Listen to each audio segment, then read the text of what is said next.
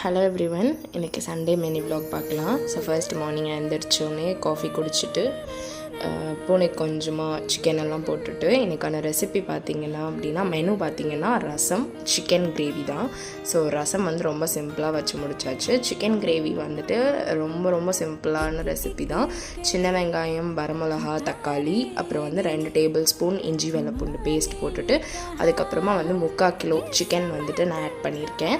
So அதில் வந்து first வந்துட்டு நல்லா அந்த இஞ்சி வெள்ளைப்பூண்டு பேஸ்ட்லேயே நல்லா வந்துட்டு சாட்டே பண்ணதுக்கப்புறமா வந்து ஒரு 2 டேபிள் ஸ்பூன் வந்துட்டு மிளகா பொடி, 1 டேபிள் ஸ்பூன் மல்லிப்பொடி, 1 டேபிள் ஸ்பூன் மஞ்சத்தூள், அதுக்கப்புறமா 2 டேபிள் ஸ்பூன் வந்துட்டு பெப்பர் ஆட் பண்ணிவிட்டு ஃபைனலாக வந்து இன்னும் கொஞ்சமாக வந்துட்டு மிளகு சீரகம் ஆட் பண்ணிட்டேன். ஸோ அவ்வளோதான், சிக்கன் கிரேவி ரெடி ஆகிடுச்சு. ஸோ சுட சுட சாதத்தோடு சாப்பிட்டோன்னா சண்டே லஞ்ச் ஃபினிஷ் ஆகிடுச்சு.